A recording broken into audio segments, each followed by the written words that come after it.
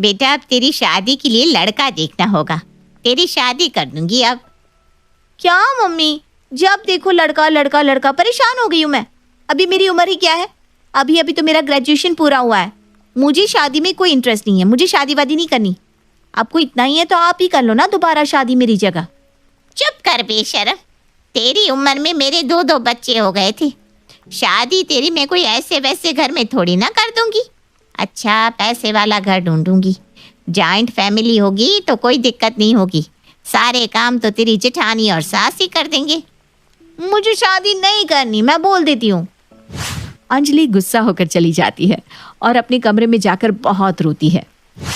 इस उम्र में कौन शादी करता है, मुझे बाहर अकेले जाने नहीं देते। मैं नहीं शादी करने वाली, ये लोग चाहे कुछ भी कर ले।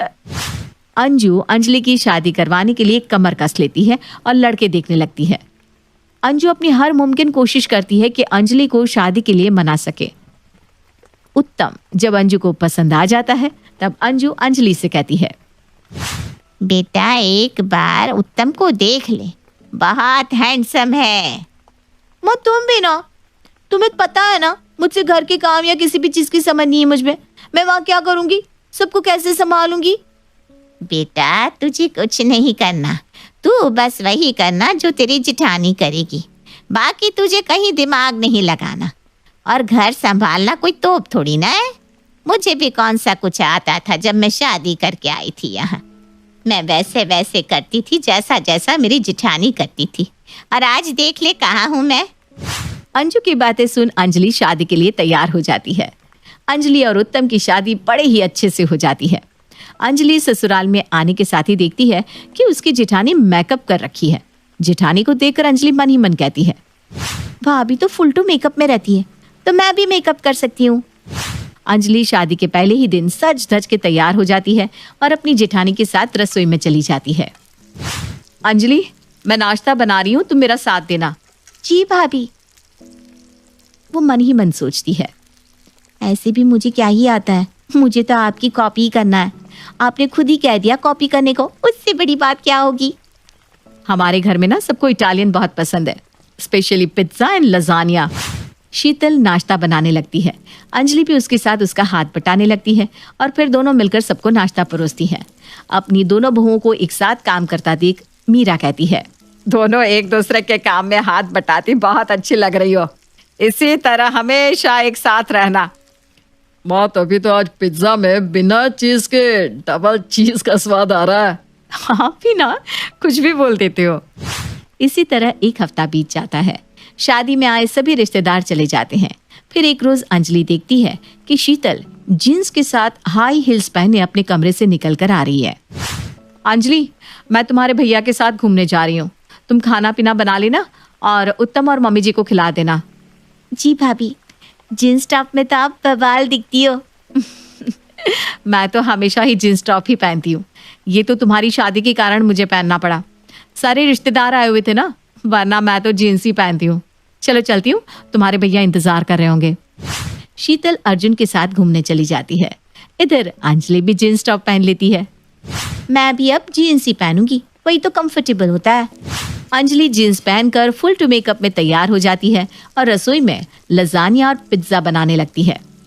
भाभी भी तो यही बनाती है, तो मैं भी यही बना लेती हूँ।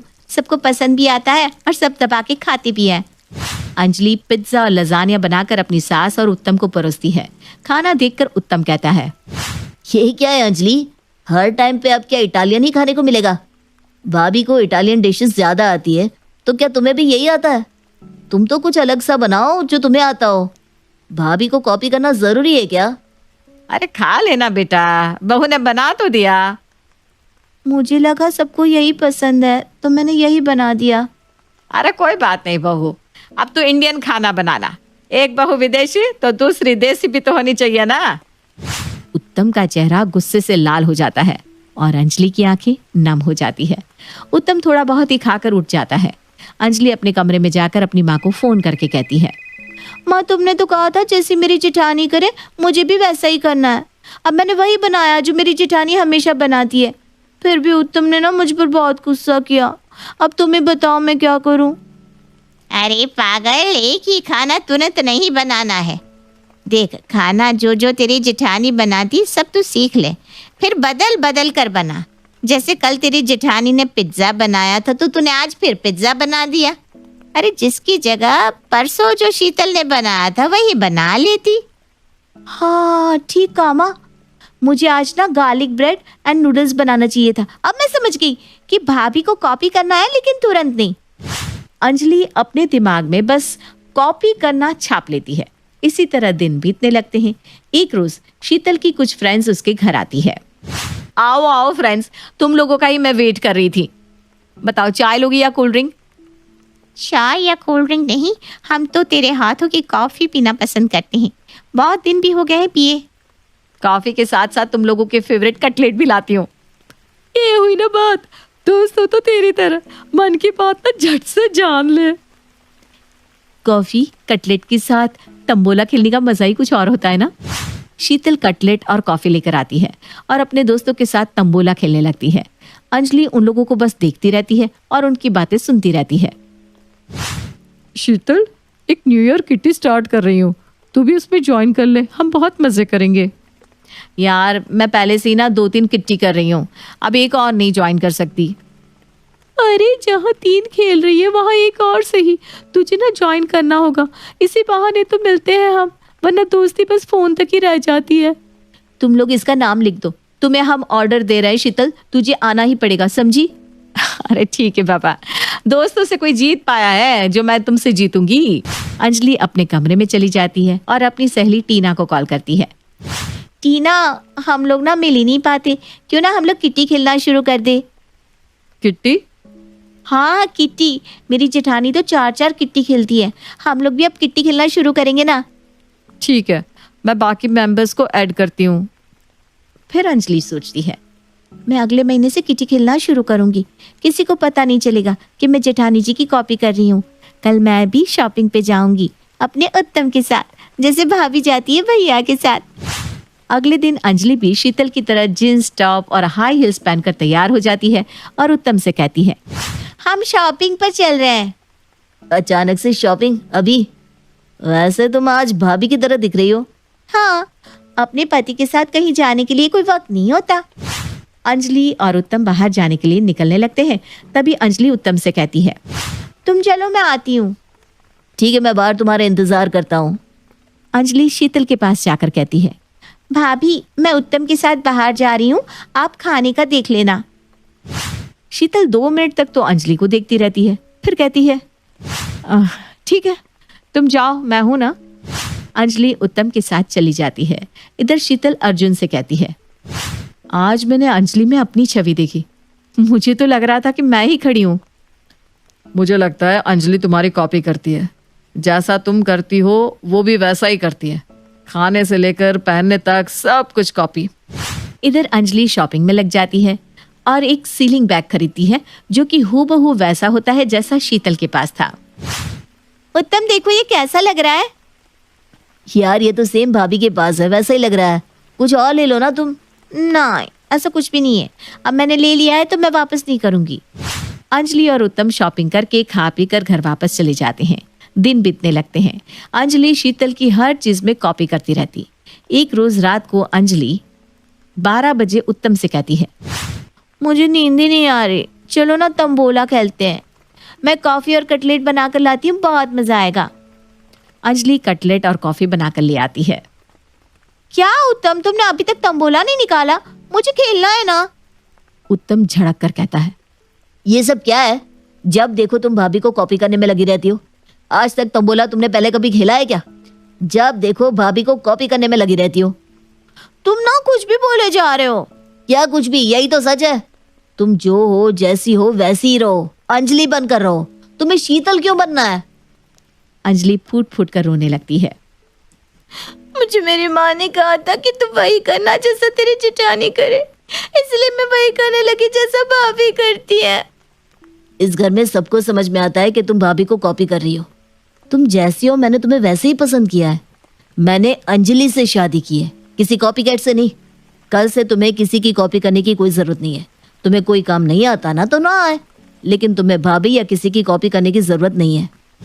अगले दिन अंजलि अपने तरीके से तैयार होती है। और उसे जैसा खाना बनाना आता है वो वैसा खाना बना देती है।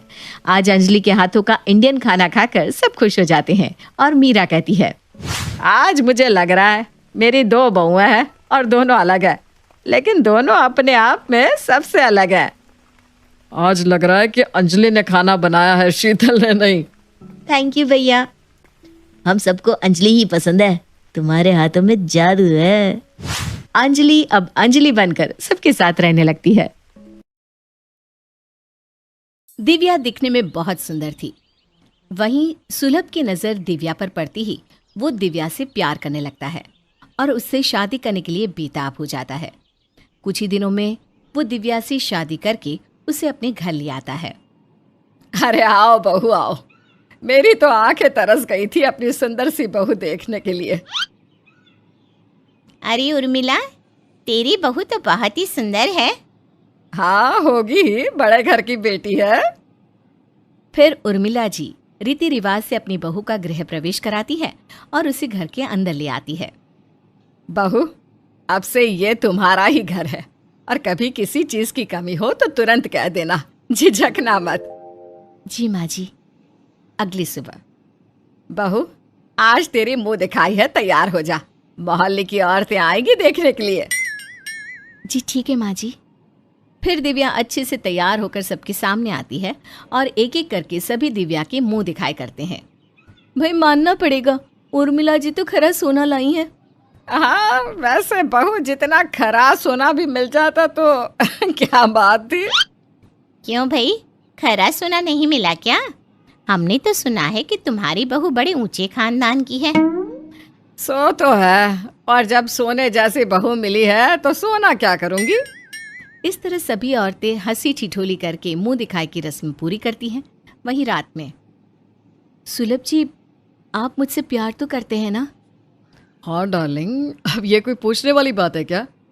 जब प्यार किया तभी तो शादी की है। ओके। क्या हुआ, बड़ी उदास सी लग रही हो? कुछ नहीं जी, आज माँ जी अपनी सहेलियों से कह रही थी कि हाँ बहू तो सोने जैसी मिली है, लेकिन बहू जितना खरा सोना मिला होता तो गनीमत थी। तो वही मैं सोच रही हूँ कि कहीं आपने मुझसे पैसों के लिए तो शादी नहीं की ना? क्या दिव्या, तुम भी बच्चों जैसी बात करती हो। मोहल्ले की 4 औरतें जब जमा होती है तो हंसी ठिठोली तो होती ही है। माँ ने हंसी मजाक में कहा होगा। टेंशन ना लो, तुम हमेशा मेरी थी और हमेशा रहोगी। जी। बहू चल तैयार हो जा, आज मैं तुझे शॉपिंग करा कर लाती हूँ।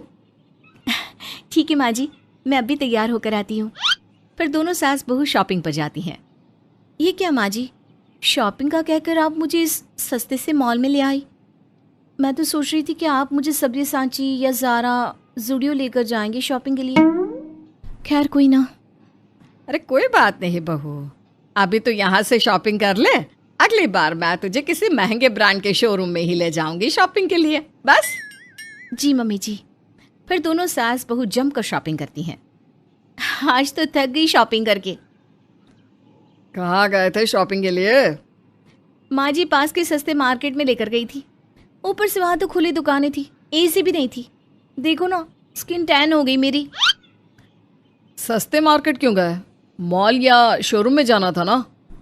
मैंने माँ जी को कहा भी था, बट माँ जी ने कहा बेटी अभी मेरे पास उतने पैसे नहीं है। तो मैं बोली कोई बात नहीं, माँ जी प्यार से जो भी दिलाएंगी आशीर्वाद समझ कर रख लेती हूँ। वैसे कपड़े तो कुछ खास नहीं लिए, सब सस्ते से थे, पर माँ का प्यार है ना, तो वही मेरे लिए बहुत है जी। तुम कितनी समझदार हो, लेकिन माँ ऐसा कैसे कर सकती है? मैं माँ से बात करता हूँ। नाना जी, माँ को आप कुछ मत कहिए, माँ तो माँ होती है ना। आप कुछ कहेंगे तो उन्हें बुरा लगेगा, और मैं नहीं चाहती कि माँ जी को किसी भी बात का बुरा लगे। और उन्होंने जो तुम्हारे स्टेटस की धज्जियाँ उड़ाई वो? इट्स ओके ना डार्लिंग, कोई बात नहीं, हाइपर नहीं होते ऐसे। अरे कितनी समझदार है मेरी बीवी, काश माँ में इतना दिमाग होता। तभी उर्मिला जी वहाँ आती हैं। किसको दिमाग नहीं है बेटा? किसी को नहीं माँ जी, आज ना ऑफिस से आते समय रास्ते में इनका एक्सीडेंट होते होते बचा। एक लड़की गलत साइड से जा रही थी ना, उसी कारण। वही मैं इन्हें समझा रही थी। ये कहते हैं कि काश उसे भी तुम्हारे जितना दिमाग होता। सच्ची तो कहा मेरे बेटे ने। वैसे बेटा तुझे कहीं लगी तो नहीं ना? नहीं माँ, मैं ठीक हूँ। बहू, आज तो कुछ अच्छा बना। तेरे हाथ का खाना नहीं खाया मैंने। माँ जी मैं? हाँ तू बहू, क्यों तू नहीं बना सकती क्या? नहीं माँ, बना लूंगी मैं, टेंशन ना लो। ठीक है बेटा, मैं बाहर जा रही हूँ, कुछ देर में आ जाऊंगी। पापा के घर में आज तक मैंने गैस पर पानी तक नहीं गर्म किया और माँ जी मुझसे खाना बनवाना चाहती है। तुमने माँ को मना क्यों नहीं किया? रुको, मैं मना कर देता हूँ। नहीं नहीं नहीं, माँ जी को बुरा लगेगा ना। मैं उनकी इकलौती बहू हूँ, थोड़ी सी तकलीफ होगी तो कोई बात नहीं ना, आप चिंता ना करें।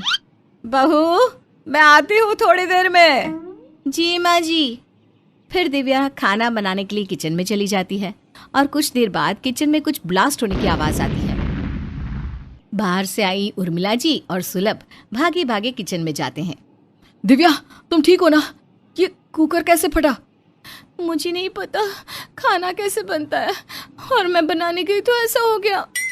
ये देखकर सुलभ गुस्से से आग बबूला हो जाता है। माँ, क्या जरूरत थी दिव्या को किचन में भेजने की? उसके पापा ने उसे कभी कोई काम नहीं कराया और आप उसे खाना बनवाना चाहती हैं?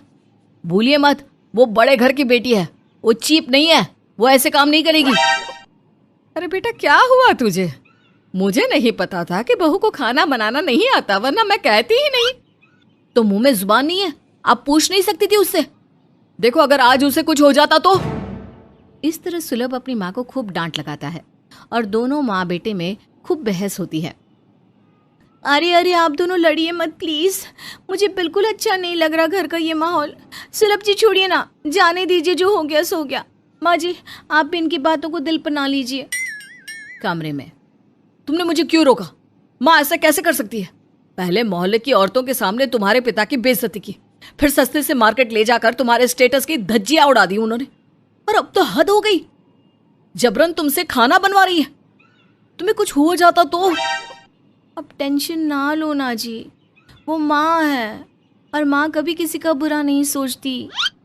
वहीं अगली सुबह जब बहू नहाने जाती है तो बाथरूम से उसके चीखने की आवाज आती है और जब सुलभ अंदर जाके देखता है तो दिव्या बेहोश पड़ी थी। दिव्या, दिव्या उठो, क्या हुआ तुम्हें? तुम कैसे गिर गई? ये पानी में कहीं से करंट आ गया जी, इसकी वजह से मुझे शॉक लगा और मैं बेहोश हो गई। तभी सुलभ देखता है कि पानी में एक बिजली का तार है। तुमसे पहले बाथरूम में कौन गया था? बेटा, मैं गई थी, लेकिन मुझे नहीं पता ये कैसे यहाँ पर आ गया। मैं सब जानता हूँ माँ, आप जानबूझकर मेरी बीवी को घर से निकालना चाहती हो ना, इसीलिए आप ये सब कर रही हो ना। जिसके बाद दोनों माँ बेटे में बहुत झगड़ा होता है और दोनों एक दूसरे से बात तक करना पसंद नहीं करते। वहीं दिव्या सुलभ से खूब प्यार करती और उसका खूब ख्याल रखती। फिर एक दिन, सुनो ना जी, मैं कह रही थी क्यों ना आप अपनी प्रॉपर्टी मेरे नाम कर दो। लेकिन मैं तो बस इसलिए कह रही हूँ कि माँ जी और आप में ऑलरेडी इतनी दूरियाँ आ गई हैं। कल को माँ जी कहे कि बेटी की प्रॉपर्टी में मुझे हक चाहिए ताकि मैं अकेली रह सकूँ, तो हमारा क्या होगा? वैसे भी कल को बाल बच्चे होंगे तो उनके लिए भी कुछ रहना चाहिए ना जी। हाँ डार्लिंग, वैसे तो तुम सही कह रही हो। लाओ पेपर, मैं अभी साइन कर देता हूँ। फिर सुलभ प्रॉपर्टी के पेपर्स पर सिग्नेचर करके सारी प्रॉपर्टी दिव्या के नाम कर देता है और तिजोरी की चाबी और सारे गहने भी उसे दे देता है। बेटा, तूने ये क्या किया? ये लड़की बहुत बड़ी धोखेबाज है, हम दोनों को रोड पर ला देगी। रोड पर तो अब आप दोनों आ चुकी हो। थैंक यू सुलभ, सारी प्रॉपर्टी मेरे नाम करने के लिए। आज मेरा बदला पूरा हुआ। अब समय आ गया है तुम लोगों को ठीक उसी तरह घर से निकालने का जैसे तुमने मुझे निकाला था। कौन हो तुम? याद करो, मैं वही हूँ जिसे तुम रोजाना सताते थे, शराब के नशे में मारते पीटते थे, दहेज की लालच में मुझे और मेरे माता पिता को अब दोनों ने बहुत सताया था। और जब मुझे दुख देकर भी कुछ नहीं मिला तो मुझे जलाकर जंगल में फेंक दिया ताकि जानवर मुझे खा जाए। वो तो भला हो वहां रहने वाले आदिवासियों का, उनके कारण मुझे नया जीवन दान मिला और उनके वैद्य ने मुझे प्लास्टिक सर्जरी करके एक नया रूप दिया ताकि मैं तुम दहेज के भूखों से बदला ले सकूं। विद्या, तुम? बहू तुम? हाँ, मैं तुम्हारी पहली बीवी विद्या, और मैं ही तुम्हारी दूसरी बीवी दिव्या हूँ। वैसे मेरे घर से खुद जाना पसंद करोगे या धक्के मार कर निकालो? अरे सविता, सुना तूने? जोगिंदर की बहू और माँ कल कैसे ताल ठोक ठोक कर लड़ रही थी। हाँ जीजी, सुना तो है, लेकिन आप इतनी खुश काहे हो रही है? ये तो घर घर की कहानी है। ये तूने 50 तोले की बात कही है। 100 तो मैं हमेशा कहती हूँ। चोटी घुमाते हुए सविता ने कहा, कल मेरे घर में भी महाभारत मचा हुआ था। अच्छा, वो क्यों भला? अब क्या बताऊं, बहू के जीजा ने उसकी बहन को रानी हार बनवा कर दिया है। बस इधर इसका टेप चालू हो गया। रानी हार ना सही, कुछ दे दिलाकर मना लो बहू को। हाँ, देखती हूँ। वैसे एक बात कहूँ सविता? अरे ये भी कोई पूछने वाली बात है? बिंदास कहो जी, जो भी कहना है। तू बोलने देगी तब तो कुछ बोलू ना, हर बात बीच में ही काट देती है। अब बोलो भी जीजी, क्या बोल रही थी? यही कि तुम अभी बहुत सुखी हो, जो बेटे का ब्याह नहीं हुआ। लेकिन यही चहल पहल तो घर की रौनक है। बहू गूंगी थोड़े ना होनी चाहिए। अरे भगवान करे तेरी बहू खूब तेज तर्रार आए, फिर लो रौनक का मजा। हाँ जीजी, मुझे तो बहू की तमन्ना है, सबकी तरह कठपुतली की नहीं। वाह, पोतड़े धोए हम और ऐश करे कोई और। इसमें नया क्या है? ये तो दुनिया का दस्तूर है। हाँ, जब सर पर नाचेगी तब रोना किस्मत को। नहीं रोऊंगी जीजी, मुझे तो कहीं किसी रोज की रमोला सिकंद जैसी सास बनना है। अरे भगवान तेरी भली करे, चलती हूँ, तेरी तरफ फुर्सत नहीं है मुझे। घर जाते हुए कमला बड़बड़ाती जा रही थी। बड़ी आई रमोला सिकंद बनने वाली। बेटे का ब्याह होने तो दो, 4 दिन बाद बहू का दुखड़ा रोती ना फिरे तो कहना। लेकिन जल्दी ही सविता के बेटे की शादी उसी के ऑफिस में काम करने वाली मोहिना से हो गई। कुछ दिन बाद रचित और मोहिना ऑफिस जाने के लिए तैयार हुए कि सविता ने कड़कते हुए कहा, सुनो बहू, मेरा बेटा अच्छा पैसा कमाता है, तुम्हें नौकरी करने की कोई जरूरत नहीं है। जी सासू माँ, कल से मैं घर पर ही रहूंगी। तब सविता ने खुद से कहा, अरे ये तो फौरन मान गई, मुझे तो लगा था हंगामा करेगी। मोहिना सारे काम अच्छे से करती, सविता को लड़ने का कोई मौका ही नहीं मिल रहा था। लेकिन वो कहते हैं ना, जहाँ चाह वहाँ राह। तो जैसे ही बहू ने खाना लगाया, सविता बोली, अब तू रोज ये मसालेदार खाना इसीलिए बनाती है ना कि जिसे खाकर मेरा वजन बढ़ जाए और मैं बीमार होकर जल्दी से मर जाऊं। अरे नाना सासू माँ, मैं ऐसा क्यों करूंगी? अरे जिससे मेरे मरते ही घर की मालकिन बन जाओ। सब समझती हूँ मैं, ये बाल धूप में सफेद नहीं किए मैंने। हाँ अच्छा ठीक है सासू माँ, कल से मैं आपके लिए अलग से खाना बना दिया करूंगी।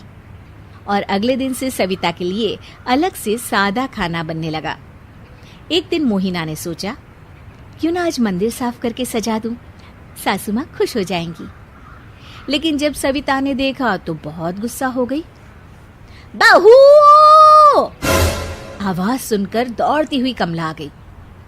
अब आएगा मजा इन सास बहू की लड़ाई में।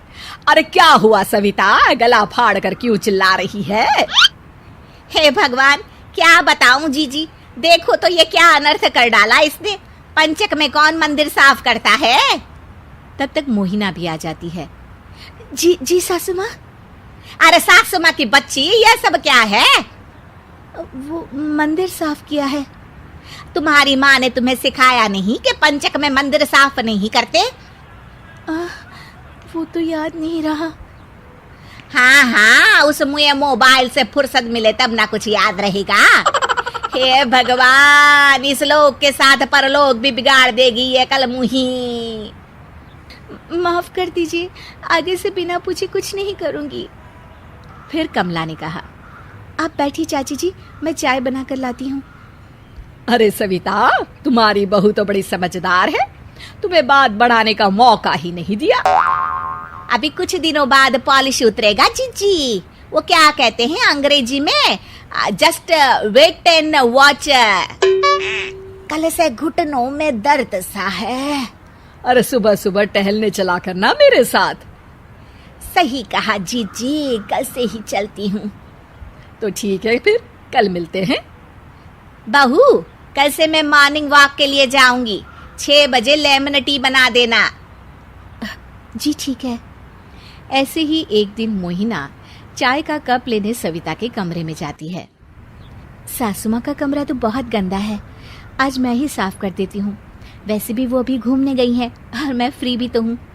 उसने कमरा चमका दिया, फिर खुद से कहा, अरे वाह मोही, आज तो सासू माँ पक्का खुश हो जाएंगी। पर ये क्या, सविता तो खुश होने की बदले भड़क गई। अरे तुम्हारी हिम्मत कैसे हुई मुझसे बिना पूछे मेरे सामान को हाथ लगाने की?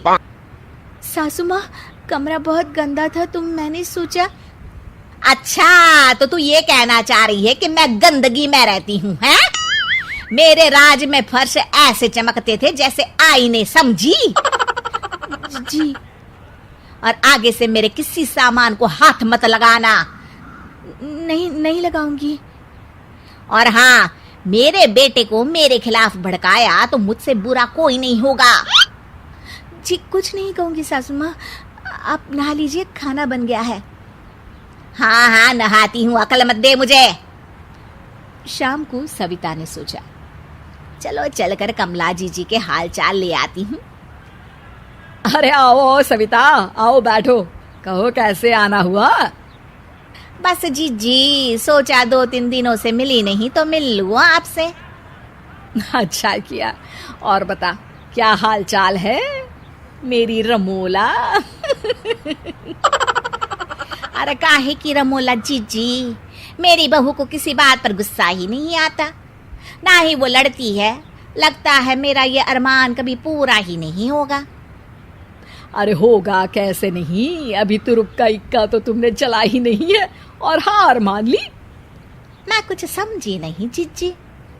देखो, लड़कियों को ना अपना मायका बहुत प्यारा होता है, वो वहां के कुत्ते की भी बुराई बर्दाश्त नहीं कर सकती। मतलब उसके मायके वालों को बुलाकर जलील करूं? अरे ना ना, इतना करने की क्या जरूरत है, फालतू में चाय नाश्ता करवाना पड़ेगा। तू तो बस उसे उसके मायके के नाम से ताने मार। अगले दिन सविता ने कान से फोन लगाया, थोड़ी देर बात की, फिर मोहिना से बोली, तुम्हारे माँ बाप ने दहेज में तो कुछ दिया नहीं, तुझे कुछ काम काज भी ना सिखाया। अरे मेरे भोले भाले बेटे को फंसा कर शादी कर दी, कहीं और होती तो 10 लाख कैश मिलते, कैश। मोहिना बिना कुछ बोले कमरे में चली गई। अरे वाह रे वाह, तेवर तो देखो महारानी के। मैं बात कर रही हूँ और इनके कान पर जूं भी नहीं रेंग रही। तमीज नाम की तो चीज ही नहीं है।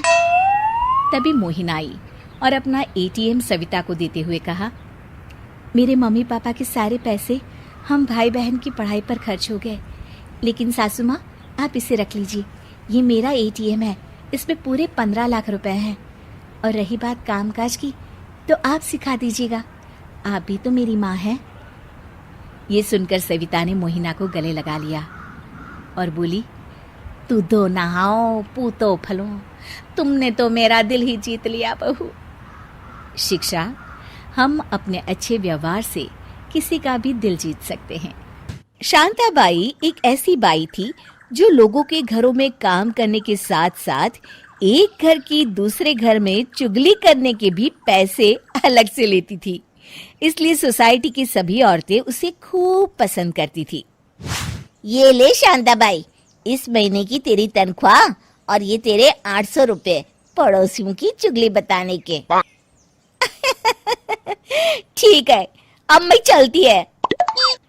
उन्हीं दिनों शांताबाई चड्डा परिवार में घर का काम करना शुरू करती है, लेकिन कुछ दिन काम करने के बाद उस घर में रह रही सास बहू का आपसी प्रेम देखकर शांताबाई को तो बड़ी तकलीफ होती है। अरे ये चड्डा परिवार की दोनों सास बहू ना आपस में बिल्कुल झगड़ती नहीं है। अब तू तो जानती है ना, जब तक कानों में सास बहू की तू मैं नहीं पड़ती ना, मुझसे तो झाड़ू भी नहीं लगाई जाती। हाँ, अब तू क्या वो घर बदल देगी? अरे मैं काय को घर बदलने लगी? घर बदलने से तो अच्छा है कि मैं उन दोनों सास बहू को ही बदल दूं। कुछ दिनों के बाद शांताबाई घर में पोछा लगा रही होती है। ममता की बहू सुधा अपने कमरे में आराम कर रही होती है कि तभी शांताबाई को मस्ती सूझती है और वो मौका देख ममता की हूबहू आवाज निकाल के सुधा को डांटने लगती है। अरे मेरी नालायक बहू, सारा दिन लेटे लेटे पलंग तोड़ती रहती है। अचानक अपनी सास की आवाज सुनकर सुधा चौंक जाती है। अरे अपने बाप के यहाँ तो फुदक फुदक के काम करती थी और यहाँ आके बड़ी महारानी बन गई है। 2 रोटियां बना के मुझ पे एहसान करती है क्या? अरे ये आज माँ जी को क्या हो गया? कैसी बहकी बहकी बातें कर रही हैं?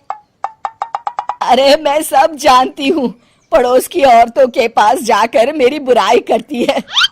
अरे तू तो सिर्फ नाम की सुधा है, काम तो मंथरा वाले करती है। बस बहुत हो गया, आज तो माँ जी ने हद कर दी। अभी जाके इन्हें बताती हूँ। सुधा सीधे अपने सास के कमरे में पहुंच जाती है। क्यों माँ जी, आखिर आपने मुझे समझ क्या रखा है? आप कुछ भी कहेंगी और मैं सुनती रहूंगी। अरे बहू क्या बात है, मैंने तो तुझे कुछ नहीं कहा। मैं तो दोपहर से अपने कमरे में चुपचाप सो रही थी। वाह वाह वाह, 2 मिनट में ही आपके सुर बदल गए। मेरे कानों ने सब सुना है, ज्यादा भोली मत बनिए। अच्छा तो तू मुझसे लड़ने आई है? आपने काम ही ऐसा किया है।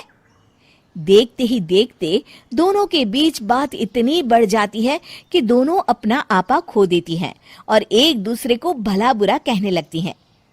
हाँ, अब लग रहा है कि इस घर में सास बहू की जोड़ी रहती है। चलो अब तो मेरा काम करने का मूड बन रहा है। इस तरह शांताबाई को जब भी मौका मिलता वो दोनों सास बहू को लड़वा देती और खुद बैठकर मजे लेती। फिर एक दिन शांताबाई ममता के कमरे में साफ सफाई कर रही थी। ममता अपने रिश्तेदार से व्हाट्सएप पर चैटिंग कर रही थी। अच्छा तो गायत्री परसों आ रही है। तभी अचानक कुकर की सीटी बज उठती है और ममता रसोई घर की तरफ भागती है। उसी वक्त ममता के मोबाइल में गायत्री का मैसेज आता है। जरा मैं भी तो देखूं, ये बुढ़िया किसके साथ बात कर रही थी। ममता के मोबाइल में गायत्री का मैसेज देखकर ये गायत्री पूछ रही है कि सुधा के लिए क्या गिफ्ट लाऊं। अरे मैं बताती हूँ ना। अब आएगा मजा। शांता मैसेज में बहुत ही जली कटी बातें लिख देती है। 2 दिन के बाद, आइए आइए बुआ जी, आशीर्वाद दीजिए। अरे जीती रे बहू, मैं तेरे लिए 2 नई साड़ियाँ और सलवार सूट लेकर आई हूँ। चुपके से रख ले, कहीं तेरी खड़ूस सास ना देख ले। क्यों बुआ जी, क्या हुआ? अरे कुछ मत पूछ, तेरी सास तो व्हाट्सएप पर तेरी बड़ी बुराई कर रही थी कि सुधा के लिए गिफ्ट लाने की कोई जरूरत नहीं है, और अपने लिए उसने गिफ्ट की लंबी चौड़ी लिस्ट भेजी थी मुझे, पर ठेंगा मैं उसे कुछ नहीं देने वाली। सुधा फिर से अपनी सास के पास लड़ने पहुंच जाती है और दोनों सास बहू के बीच घमासान युद्ध होता है। दूसरी तरफ शांताबाई दोनों सास बहू को लड़ते देख खूब मजे लेती है। अंतबाई न कांताबाई, बोले तो सिर्फ शांताबाई। फिर एक दिन सुधा अपनी किसी सहेली से हाथों पर मेहंदी लगवा रही होती है कि तभी उसका मोबाइल बज उठता है। अरे ओ शांताबाई, जरा देखना तो किसका फोन है, कह देना मैं बिजी हूँ। शांताबाई देखती है कि सुधा के पति का फोन है। शांताबाई फोन उठाकर सुधा की आवाज में बातें करने लगती है। हेलो, हाँ कहिए जी, मैं सुधा बोल रही हूँ। क्या आपको आज आने में देरी हो जाएगी? अच्छा, तो आप मुझे बेवकूफ समझते हैं क्या? मुझे अच्छी तरह पता है आप अपनी उस बाहर वाली के साथ घूमने जा रहे हैं। मुझे आपकी सारी हरकतों की खबर लग चुकी है। घर आइए, फिर बताती हूँ मैं आपको। शांताबाई को इस तरह हूबहू अपनी आवाज में बातें करते देख सुधा के होश उड़ जाते हैं। अच्छा, अब समझी, हम दोनों सास बहू के बीच आग लगाने वाली तू है। अरे नहीं नहीं माइम साहब, मैं तो थोड़ा मजाक कर रही थी। तभी वहां ममता भी आ जाती है और दोनों मिलकर शांताबाई की अच्छी खबर लेती हैं और उसे घर से निकाल देती हैं।